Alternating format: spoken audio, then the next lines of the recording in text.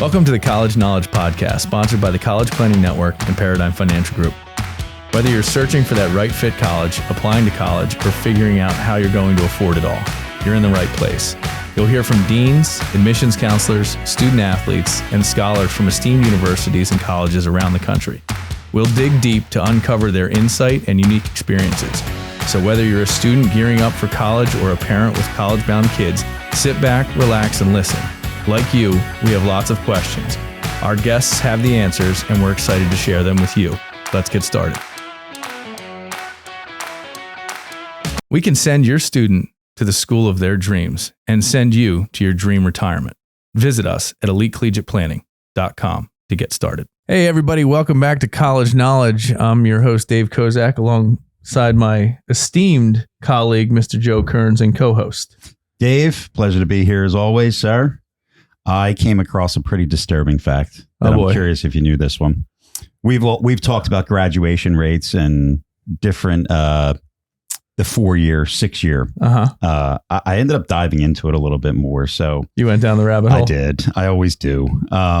So you ready for this one? Okay. Did you know that college freshmen that entered trying to earn a bachelor's degree in the fall of 2023, it is estimated that only 18% of them will have a degree in 4 years.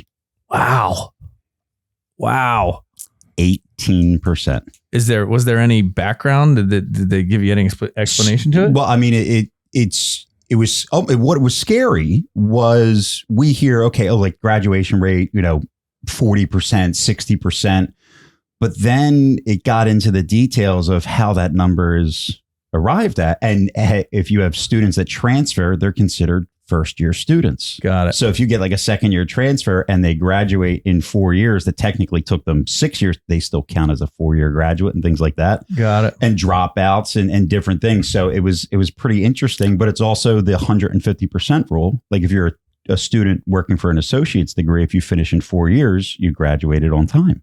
For the 2-year degree, right? If you're working on a 6-year program, you graduate in 8 or 10 years, or 9 years, you are still graduating on time. So it was really interesting that this article and all the data that it really broke down was that when you really just look at students that go in for that 4-year degree, only 18% will have it in 4 years. Well, that's crazy. Yes, sir. Well, and I think we'll circle back on that one in another episode. But I'm very pleased to welcome today our guest, Professor Michael Wagner. He is the Department Head of Digital Media at the Antoinette Westphal College of Media Arts and Design at Drexel University. Professor Wagner, welcome to the show, and thanks for agreeing to do this with us. Well, thank you for having me, and great pleasure to be here. So, to start, we'll start with the easy questions because we got some stuff we can get into for sure, and we're going to. But give us a little bit of a broad brushstroke of what the College of Media Arts and Design entails. What subject matters are included in that? Well, I mean, we are a little bit unusual college because we are very interdisciplinary. So we house a lot of disciplines that are related to design. And we also have a couple of disciplines that are in the media kind of fields. So we have anything from dance to theater to kind of the more traditional things like architecture, management disciplines like entertainment management. And then we also have obviously digital media. And in our department, which I'm responsible for, we are primarily dealing with game design, animation, and user experience design at the undergraduate and the graduate level. Which is a hot topic and a lot of the pace of play in your area of expertise is crazy right now with AI and technology advancements and all that. How do you keep up with it? That's honestly really a challenge right now. Things are moving so quickly. I don't think a lot of people realize that how fast things are moving at the moment. I was part of the group that put together the strategy document for the university in terms of how to deal with artificial intelligence, and we would come up with certain recommendations. And as soon as we had put that in paper, essentially everything had already changed. So it was a constant improvement process to get the document finished. So things really moving on a weekly basis almost. Wow. And it is difficult to kind of keep up. You do the things that everybody does, just kind of trying to be informed and following a lot of YouTube channels and those kind of things, and a lot of podcasts.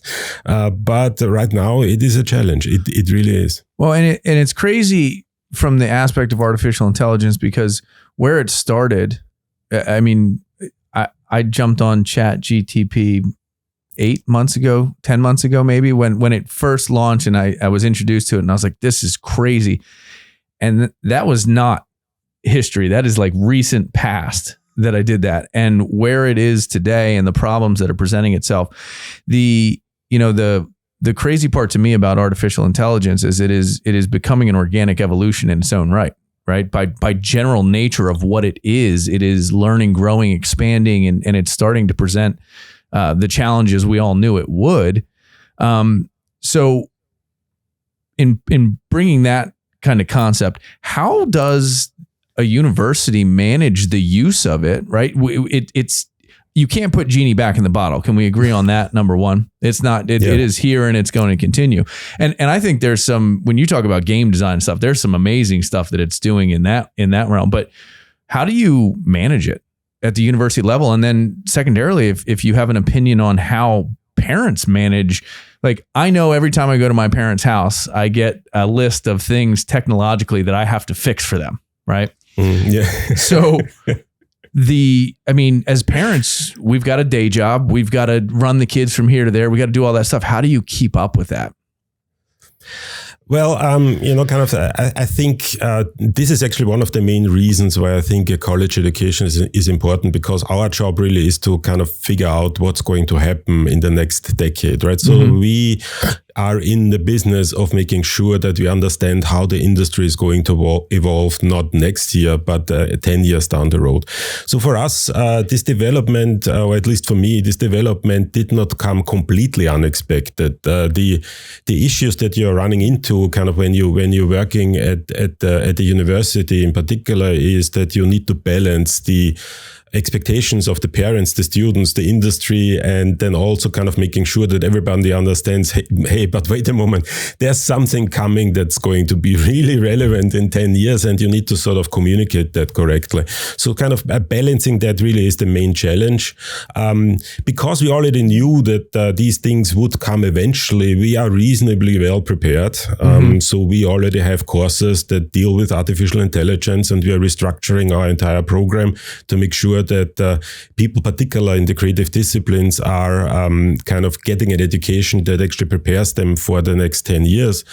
But it is sort of kind of this balancing act is really the challenge, right? So kind of how do you communicate that? How do you make sure that anybody who wants to get into a kind of a university or college education at this point understands that our job is really to kind of predict what they need in like 10, 20 years. And that might not necessarily be the way they actually see the industry right now. And that's kind of really the challenge. Yeah. I mean, I think back to being in high school and we had a computer lab, right? Where if you didn't, there were no computers on the desk. There were no, you had one computer class where you went in and you learned how to type, and then you learned spreadsheets and you learned how to produce. And now you've got computers in every single classroom, not in the classroom. The students have them, right? I've got second graders with iPads that are coming home from school. I've got kids with Chromebooks and all that. So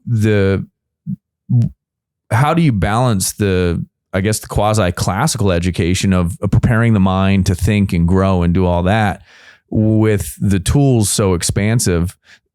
That's got to be an educator's struggle right there. And to the academic world at the university level, right?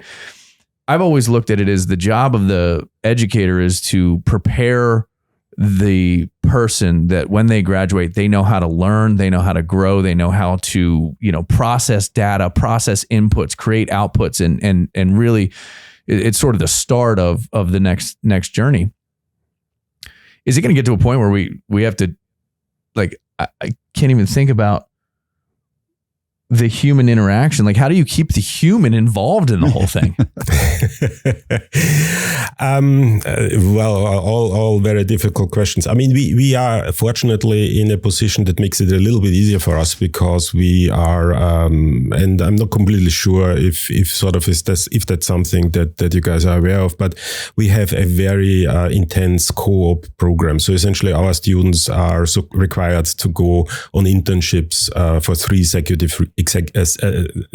3 years, and kind of half a year every year. And that essentially means that we need to be very, very closely connected to what the industry is doing. And we need to be very, very closely connected to how things are developing in the industry. So we cannot sit back and kind of do things the way we've always done them.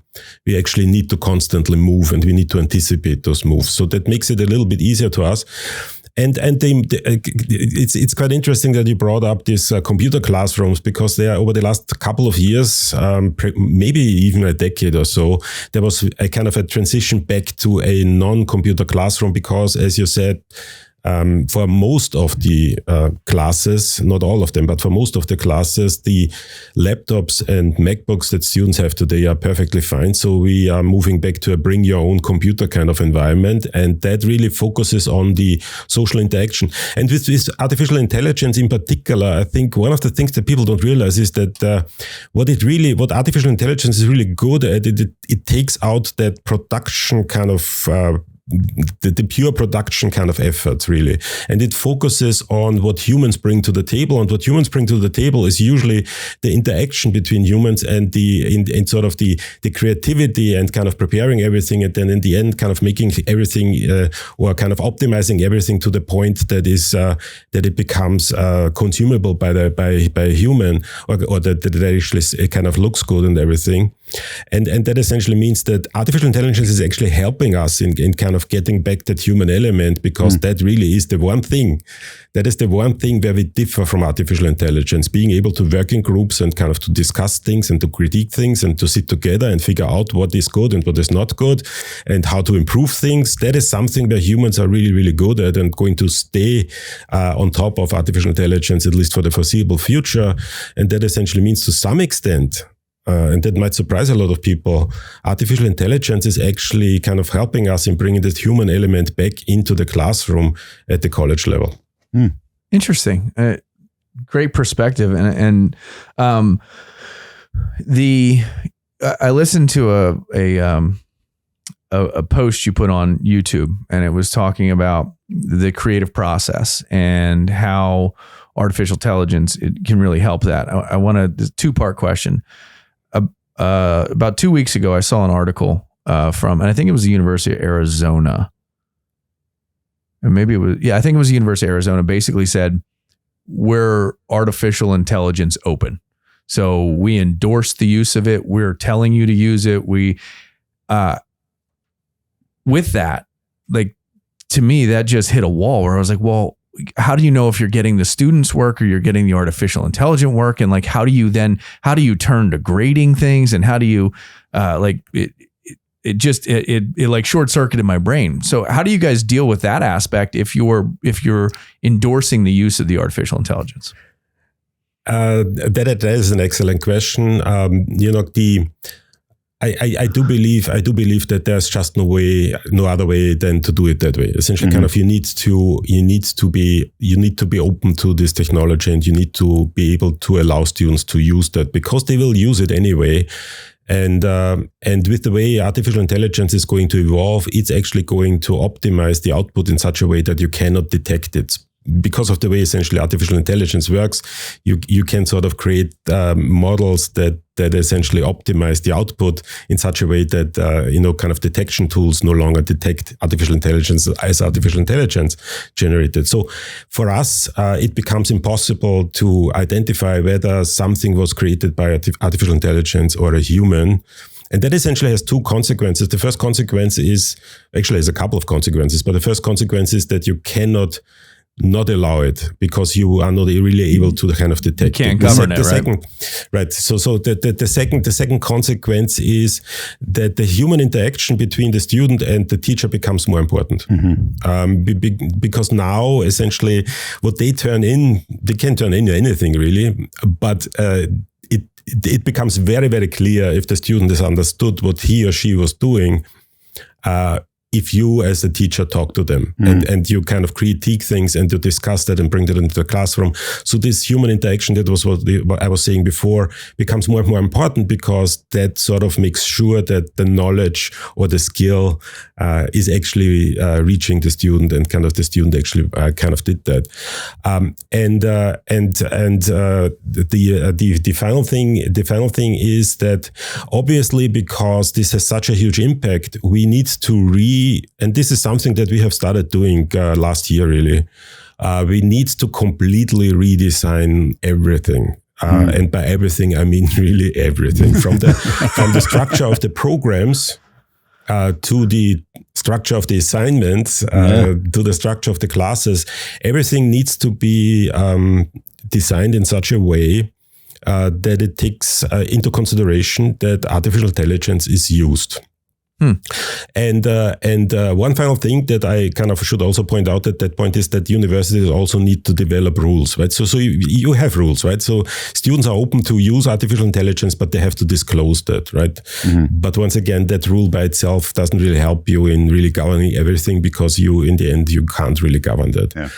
Now, what a lot of people don't really understand is that the way students are using artificial intelligence is extremely creative.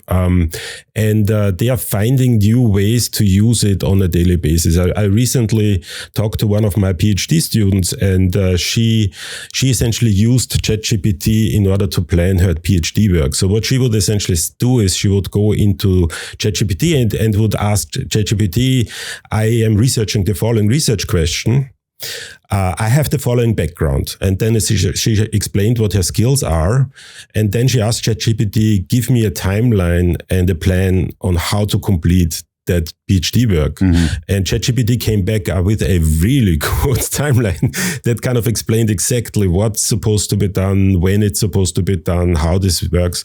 So kind of these tools are something that are really more of your personal assistance. This is going to become more and more important. We sometimes kind of get lost in the reproduction of artwork, but the fact that these tools are really assisting in managing how you go through a college, that is something that I think is extremely exciting, and a lot of people don't really realize that's primarily how our students use it today.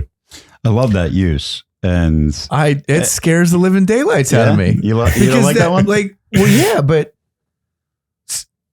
the machine just managed the person, right? Well, it made suggestions. Not necessarily. Come on. Yeah. My biggest fear, and it's funny because as technology advances, I think my biggest fear, and I'm going to use my car, and growing up, and I was always very proud of how well I could parallel park. And for the past, I don't know how many years, I have now had a car with a rear view camera that obviously when I started driving, it did not exist. Last summer, I had to move my parents' van that was older and didn't have a camera, and I couldn't do it. Like, I struggled. I thought I might have been like an inch away from the car, and I was 3 feet from the back. And I just bring that up that my concern is that there becomes such a reliance on technology that we essentially lose potential skills. And I'm not saying that everyone has to be a parallel parker, like an expert, but that was something that, again, I joke about it. I say I used to be proud of that, like, I can fit in there, And now if I didn't have the backup camera, there's no way I could do that. Right? I lost my skill to be able to do that. That's part of my concern with if we so heavily rely on it, we may lose the day-to-day skills or things that could make us more productive or more creative in the future. That's something that I'm a little worried about.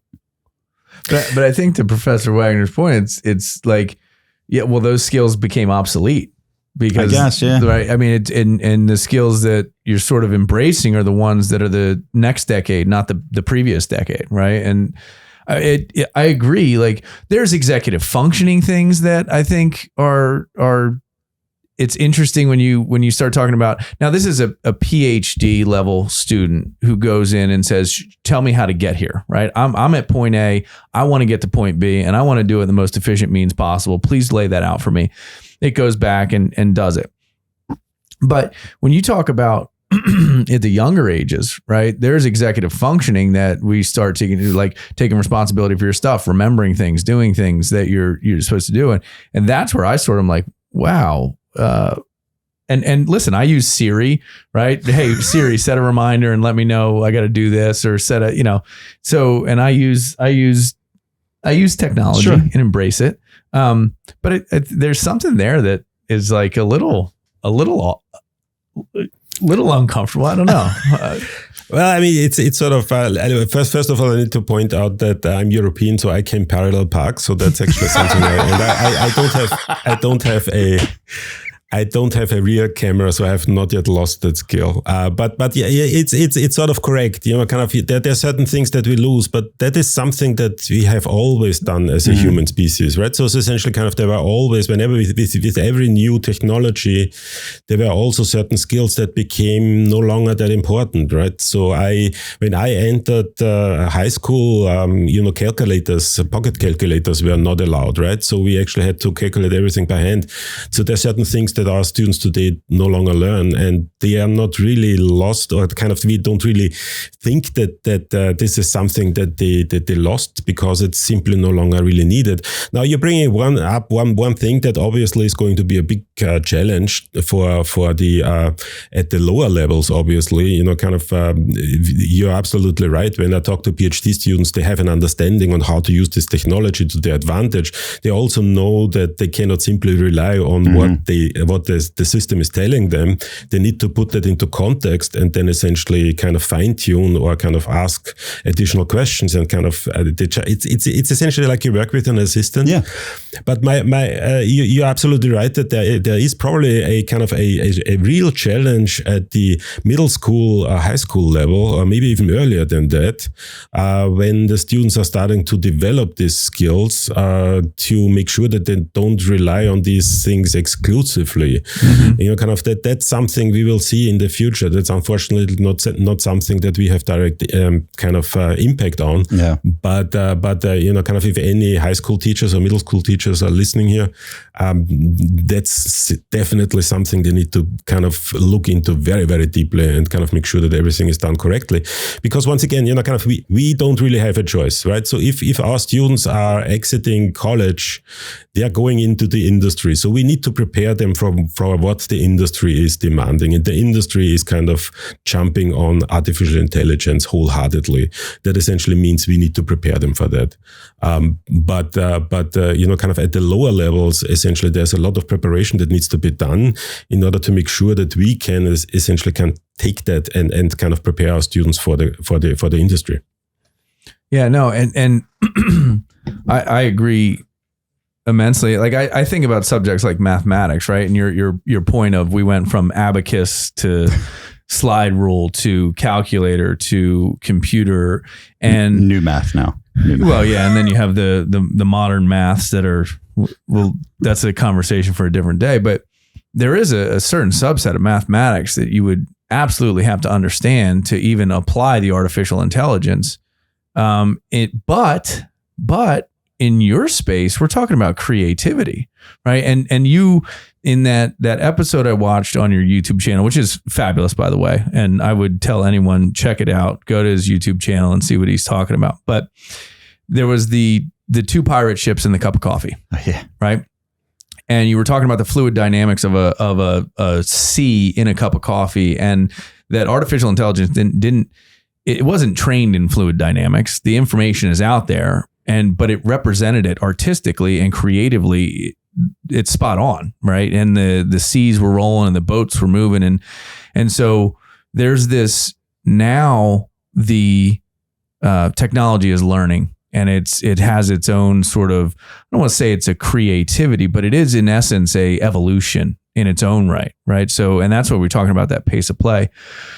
How and to go back to a podcast we did. It was a colleague of yours, and I his name is slipped my mind. I should have done the research on it before, but they were doing a joint venture, and it was called the Rascal Program.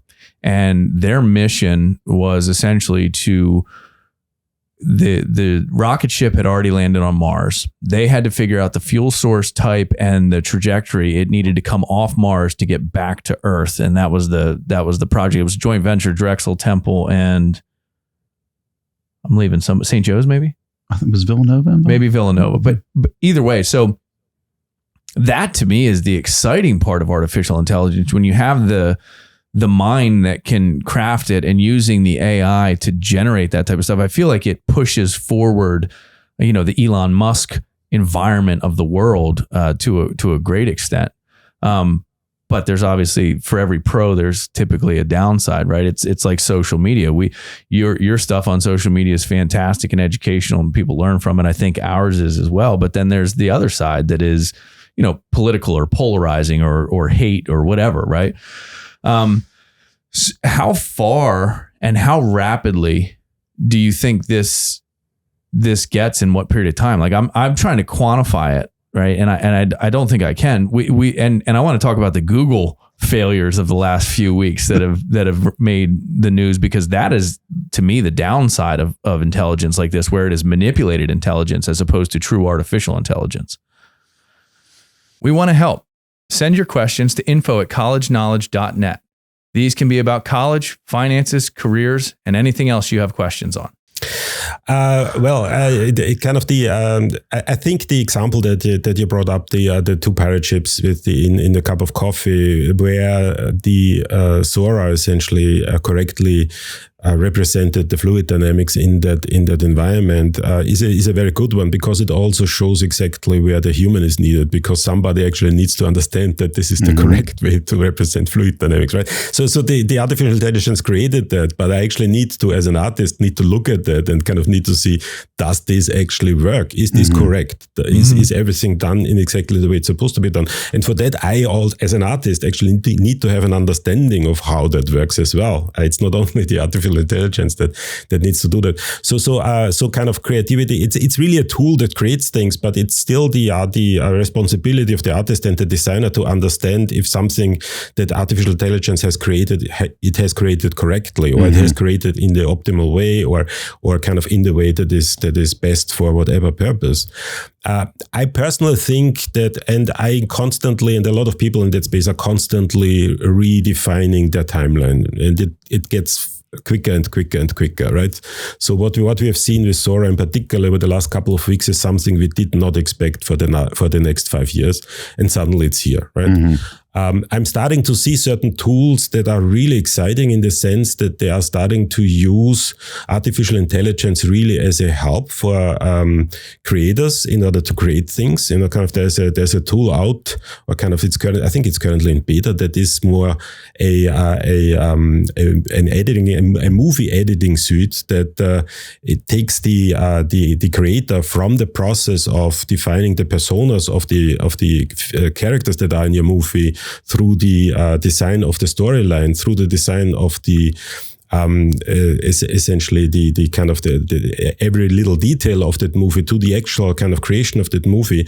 And it is a step process, and the system takes over much of the production, but the creative decisions are still done in collaboration with the user. So it really becomes like an assistant. And I think that are the things that really excite me, and that are the things that we are trying to prepare for. But it's starting to get increasingly challenging because of the speed with which these things are developing. Now, we do expect that kind of in a year or two, people will be able to use artificial intelligence with tools like that to create full-length movies, and that is kind of something, if you would have asked me the same question only like 4 weeks ago, I would have said, no way. Yeah. So kind of it's just something that we need to be very vigilant about. So far, I'm not really concerned, in the sense that I think, kind of we will always need human creators. We will always need artists. We will always need designers for a variety of different reasons. But the tools that they will use will change substantially over the next couple of years, substantially. When I hear that, one of the things that goes through my mind is you have a high school junior, senior, and they're thinking about what they might want to be doing in life. And I remember I had a conversation with someone a while back. There's someone who's a computer science major, and the job that he got when he graduated didn't exist when he was a freshman in college. And I feel like that is something that in this area is 100% going to be true. And with that, how important is it for students that may want to go down this road that they really, I would say, more follow a passion than necessarily a career, because the career might not exist yet, but there might be something that is created that you have already grown a passion to. How important is it to find that and understand that that's what the trajectory may be? There may not be a roadmap that's actually created yet because that pathway doesn't exist. Mm. Yeah, that's something I think that a lot of kind of prospective students and parents need to think about, and also kind of teachers in high schools, that many of the things that the students might be passionate about when they are considering entering college might not exist like a couple of years down the road. I would recommend to just kind of try to figure out what universities, what colleges are really best suited to prepare for that future, right? Mm-hmm. It's not only us. There are, quite frankly, a lot of colleges out there that do exactly the same thing that we do, but you need to have something that is really trying some sort of education that is really trying to figure out what is the jobs going to be in 10 years, right? Mm-hmm. I think a lot of people kind of don't really realize, but the main, and I said that before, the main job a university has is not to prepare students for the things that they need today. It prepares them for the things that they will need in 10 years. Yeah. Right, and for that, and that also has been a bit of a challenge over the last couple of years, to be perfectly honest, because our students are coming in with very set kind of ideas of what they want to do. I want to do camera movements in games. That's what I do. I want to do texturing for animation. That's what I want to do. Those are all jobs that are not going to be here like 2 years from now. We need everybody to be aware to open up their mind, mm-hmm. and kind of see this as an opportunity. And in my opinion, the first people who really understand what that opportunity is and try to figure out how to position themselves correctly in that space will be extremely successful. Because at the moment, I don't see a lot of people kind of really yet being in that mindset, kind of trying to figure out, okay, these tools are coming, right? Mm-hmm. So what do I have to do in order to be on the top of my field in 5 to 10 years? And that is something that everybody needs to think about very carefully, instead of just kind of focusing on one thing. So as you said, kind of having the broad passion. So, mm-hmm. right, kind of if my passion is creating games, that is a very valid passion. But kind of if your passion is just kind of texturing certain things, or kind of lighting in certain games, that might be too narrow. So kind of people need to think about it more from a broader perspective. Interesting. So I want to reflect back on something you were talking about with the pirate ships and the coffee cup, because your sort of perspective was it's the artist at the moment that then has to say, is this accurate? Is this real? Before mm-hmm. I produce this, or before I put this out into space. But we're living in a society and a time right now where the filters are off. People believe whatever they're fed, and not to say society is ignorant, because that's not my intention, but like there's people go to one place to get information, and they trust that information. And so in the idea of like, how do you govern you were talking, I related what you were saying about the artist to checks and balances. Like, hey, this is great. Is this real, or is this how it would actually work? And the artist is their name's on that. So they have the onus is on them to produce and to manage. But we're in an age of misinformation or opinion as information as opposed to fact as information, things like that. How do we manage that moving forward with society? Well, I mean, the first thing I need to kind of point out that it's not only kind of in terms of accuracy, right? So you also, as an artist, you have a certain vision of what the mm-hmm. result is going to be. So mm-hmm. it's also making sure that the artificial intelligence is true to your vision, and that might actually mean that it is not kind of completely real, right? So kind of I think that's important, that in the creative process, the artificial intelligence is only taking over the production part of it. Mm-hmm. It's not really kind of I always say kind of the the importance is going to lie in the beginning and in the end of a production. The beginning where I'm trying to figure out what do I want to do and what do I want to produce, what do I want to create. And that at the end is essentially how do I take whatever these tools have created and turn that into something that is true to my vision. Those are the two things really, where I think most of the future work is going to lie. Now, in terms of you bring up a very interesting question, because this term I actually kind of taught a class on research methodologies, and I also give a brief introduction into the philosophy of science and the philosophy of knowledge. And one of the questions that we always need to kind of ponder about is what is actually real and what is not real, right? And these new tools are going to kind of challenge society in the sense that it's going to become increasingly complicated for the average person to distinguish between what is real and what is not real. But I would argue that this is not necessarily a bad thing, because if you think about it, in a world where everybody, what would you prefer? A world where everybody believes that everything is true, or a world where everybody kind of needs to question if things are true? I would argue that the second is better. If we get to the point that everybody is completely aware that whatever they see might not be real, it's probably better. Yeah.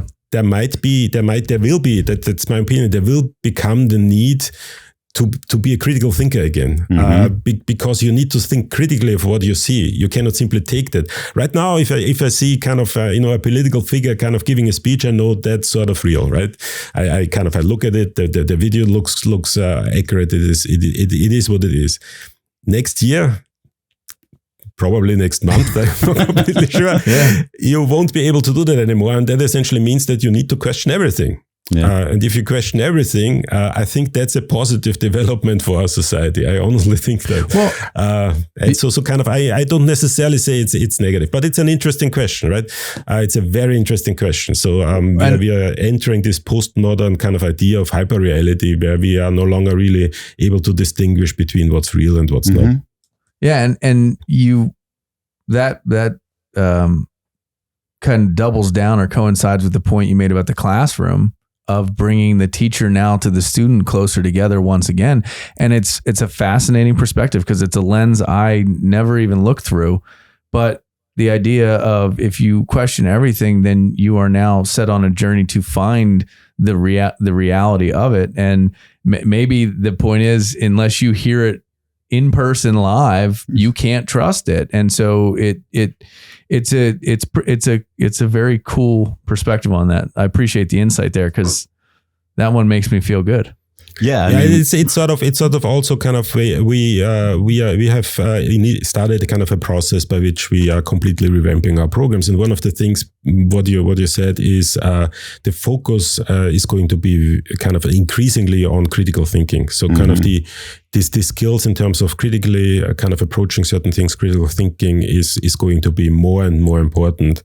And much of our program is going to move towards kind of giving these skills to students, rather than just kind of giving production skills. Nobody needs to know anymore how to open a piece of software and what menu buttons to press. And that's not important at all. What's really important is to think critically about all the things that you see and all the things that the tools create for you. And that's I think that's at least for in our feeling, that's sort of where the future goes. And I hope that that's where we go, because I think the ability to critically think has been lost in the past few years. I mean, we're joking about, like, you won't be able to know what's real or not. But I can tell you, everybody that lines up on a certain political side of the aisle, they can see something that was edited in a way to prove a point. And then you look at the other side and it's edited the same video, just what is cut, what is not. And now you have people that 100% believe that. And then you have the people that go, well, let me watch the full clip and I'll draw my own opinion. That is where the minority is right now. So if AI gets us to a point where we start to question everything and get back to actually doing your own research and critically think, and not just focus on the headline and take it for what it is, I am 100% for that, because I think that's something that society is lacking right now. Well, and I think it speaks volumes to you and your department and your school that you're ahead of the game saying, hey, this isn't about the use of the production technology. That's going to develop. You're going to be able to use it. It's going to be user-friendly experience, right? But what now becomes the main focus is the critical thinking pre, during, and post all of this stuff that actually makes a difference. And I think there's something else that is that hit me when you said it was, I feel like as a society, we've gotten relatively lazy, meaning things have gotten easier to do. So we've sort of embraced the ease. All of a sudden, critical thinking eliminates the laziness in decision-making, in thought patterns, in purchase patterns and things like that. And you, like, a perfect example I'll use is Amazon, right? You go on Amazon, it says Prime, it says delivered in 2 days. You don't think, is this the right price? Is this a fair price? Is this the price I would pay if I went to the store? Is this the price if I went and researched online? You just click it because it's going to be there in 2 days. It's a no-brainer. And it looks bells and whistles on it, right? All of a sudden, you eliminate that laziness because you are forced. You cannot be lazy in that. And so I think there's an incredible outcome on that side as well, where, man, lazy doesn't work anymore. Mm-hmm. It's sort of there's this interview that Lex Friedman did with Sam Altman, the CEO of OpenAI, almost a year ago, I think. Although kind of things are moving so quickly, I don't even know. But sort of even Sam Altman essentially made the same point. He said that kind of the interesting thing is that it seems that these tools are bringing a nuanced thinking back into society that was sorely missed. So kind of I do agree to that, and that's just a consequence, because once you cannot believe, don't believe, disbelieve everything, right? So kind of, and that essentially requires you to think critically. Mm-hmm. So it kind of takes you out of this mindset to be lazy, as you said, because you cannot be lazy anymore. You actually have to be active in understanding how the world works and how the things are. And I think that's actually a positive consequence. So I tend to look at the positive things rather than and I'm glad that I get the opportunity to speak with you, because it in one fell swoop my perspective has changed. Yeah, which is another thing that, like, I don't know that many people are willing to change perspectives that fast, but like when you go, what we've done, and just for parents and students listening, what Professor Wagner has done has given me perspective that is grounding, supports a critical decision in my mind, which is, hey, the embrace and the positive, and so seeing it for what it will become. And that may not happen overnight, right? We're not talking about everybody's going to get off their butts and not be lazy tomorrow, but over time, it's going to force this human sort of, I don't know, resurgence, but it's going to force people to do what historically they've always had to do, which is critically think about things. Yeah. So essentially there will be a transitional time without question. So what I just said is not going to happen overnight. And there might even be some issues in the near future in terms of kind of people not really being ready or not yet being adjusted to the new world. And that's something kind of to be concerned about, quite frankly. But I think eventually, I would expect that in the next 5 to 10 years, our society will kind of adjust to that and become a more critically thinking society again. And I think that's a good thing. Yeah, we might have a couple of years where we're back to where'd you learn that? Oh, I read it on the internet, right? Oh, Chat AI told me, let's double check that. There's going to be a couple of years. That's what it's going to be, Yeah, it's going to be a fun couple of years. Yeah. Well, or not, right? Or not. We're not right. The cool part is, and if you've never used artificial intelligence, use it. Figure out how to use it. One of the things that I've used it for is marketing content, right? And it is not about you ask a question and it produces the content and it's a done deal. It is a collaborative, iterative process where you refine and then you find that thing that, and all of a sudden, you're in it for an hour and you get a sentence that is like, it is the sentence that you've been trying to figure out. And in all of this, and you're dissecting and breaking it down.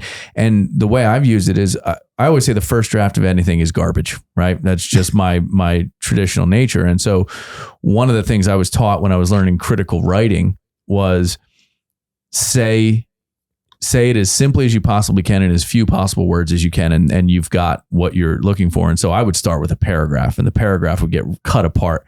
And eventually I'd get the sentence or two sentences that said everything I said with too many words in the paragraph.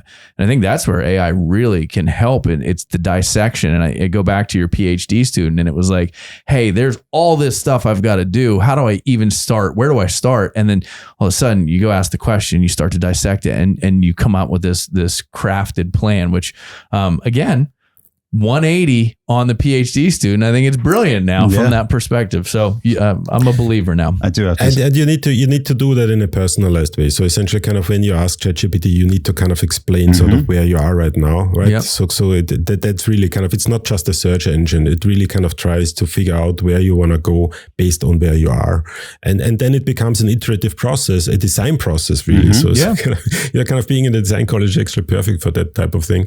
The other thing that, kind of when it comes to the quality of the output, it depends obviously on what your kind of expectations are. But one thing that we found, and that is actually another thing that is actually super interesting, is that we have a lot of international students. And these tools have leveled the playing field completely. So essentially, what they can essentially do is they can use these tools in order to correct their language, in order to kind of reformulate things. I have not seen a badly written assignment for the last couple of months. That just doesn't happen anymore, because these tools essentially assist students who need assistance in certain things. And that's also a kind of a very interesting development, quite frankly, that a lot of colleges are going to actually appreciate. I will say every now and then, because I like using it for the marketing aspect, and I asked for a tagline. And again, I've constantly been working on the same thing. And I did have one in our industry. It said college, or planning for college is like riding a bike, except the bike's on fire and you're in hell. I said, that's a good one. And that popped up right away. I said, I didn't have to prompt that much at all. That one worked. It's getting my idea. So I had to let you know about that one. So one question I think our listening audience would love to know, right? So specifically to the creative careers, right? How do parents today support that, knowing that, like, and I don't, anybody that's a great artist with brush and canvas, fantastic, but there is like, I'll use, since we're talking Drexel, I'll go back to engineering, right? So engineering 100 years ago, you had your big three, right? You had your electrical, you had your mechanical, you had your civil. And then it's gone. It's spawned into, I mean, there's now, I don't know, 50 or so different engineering degrees you can get. The creative arts are spawning their own, the video games, it's all in that space, right? From marketing, branding to all of that is one. So how does a parent support a student, and what should a student be doing to kind of prepare themselves for this type of career path or this type of education? Well, I mean, there's no question that we're currently seeing a lot of anxiety, that is completely clear, because if you're kind of getting into that type of college path, which takes you a couple of years, and you're entering an industry where you're not quite sure how that's going to look like in a couple of months down the road, it becomes a big question if you make that investment or not. So there's no question about that. My recommendation would be to look for kind of college careers or colleges that provide that level of critical thinking that we've been talking about. It's less important to get the production skills. So there are a couple of colleges out there that focus on more kind of the trade school kind of production skills. I would think that this is really the time where you need to be open to the idea that the most important skill that you can earn is critical thinking, and how you interact with other people. Those are really kind of the two things. So any support that helps a student appreciate kind of this idea of thinking about things and analyzing things, and then kind of choosing a college that provides that level of education, I think that would be my recommendation. If you do that, my strong feeling, my strong belief is that anybody who goes down that path is not going to have any issues with their career in the future, because there's always going to be a need for those people. Mm-hmm. But if you don't develop those critical thinking skills, then you might end up being in trouble once you have to search for your job. I love that answer, but I have a follow-up to that. What can parents or students do to find out if the school teaches that way? Is it a visit? Is it talking with the professor? What advice can we give to family? Because I love that answer. Like, that is exactly what I would want my kids to go to school for, to learn how to learn how to think the right way, not be told what to think. Right. Exactly. So how can parents is it something that they have to read between the lines? What are some ways that they can find out if that's the type of university for them?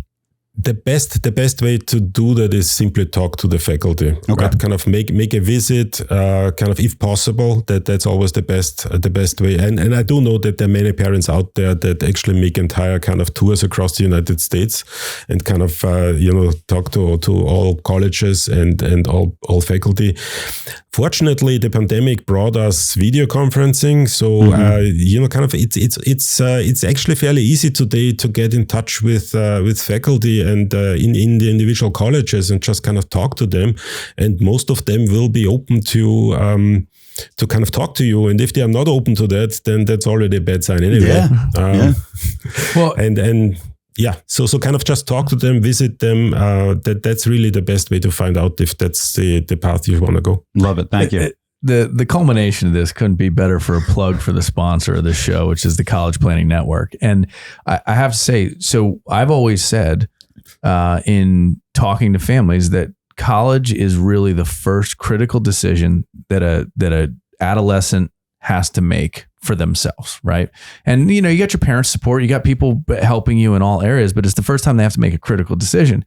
And if we're speaking about critical decisions, and critical decision making is a piece of the future of every education, College Planning Network has a research tool.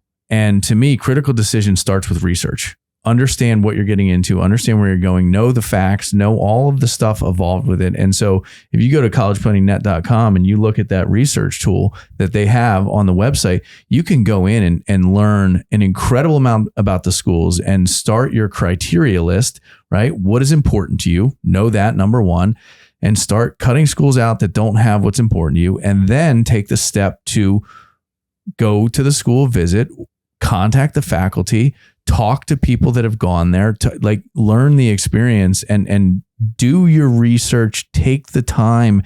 It is an incredible decision that, it's one that affects the rest of your life. It does. If you go and don't get those tools that we talked about, critical decision and the ability to think, right, you're missing out on it. So again, I think parents and students, you got to take the time, take it seriously. And especially with the advent that you're talking about, Professor Wagner, is that stuff's changing quick. Yeah. I mean, it is rapid. And so you've got to do your part to make sure that you're not going to be left behind because you're not going to a school that's teaching that stuff. And if you really ask the right questions, essentially you find out very, very quickly if a faculty member is capable of really kind of being flexible enough to adjust to what the future brings, right? So it's something I think, and in my experience, most parents that I've talked to are really capable of understanding that and kind of asking the right questions. But it is important that you do that. If you don't do that, essentially, then it becomes a little bit a kind of a game of chance. You need to really kind of do your research, as you said. I think that's really critical. Awesome. Joe, any other questions here? No, I loved it today. This was fantastic. A lot of golden nugget takeaways, like we like to call them. Just a lot of great information. But again, I've always been extremely valued critical thinking, and to hear that how important you speak about it and how important it is going to be, like it's going to go back to being a necessity in the future. That was very interesting to hear, and I was kind of glad to hear that part of our conversation today. Really enjoyed it. Yeah, the perspective was awesome. So everyone listening, I hope you learned something today. If you like the show, please like, subscribe, and share. And please visit Professor Michael Wagner's YouTube channel and hear the stuff he's talking about in the creative space, because it's awesome and it's forward thinking, right? I think that's the key. That if I summarize today, you have to be forward thinking now, right? Because and especially if you're going into the creative spaces and the design and things like that. So that's college knowledge for today. Professor Wagner, thank you so much for coming on the show. Thank you. It was a great pleasure for me being here. That was fun. Awesome. Thank you guys for being a part of College Knowledge. Just a reminder, if you're sending your student to school, visit elitecollegiateplanning.com for free resources and to book a free consultation.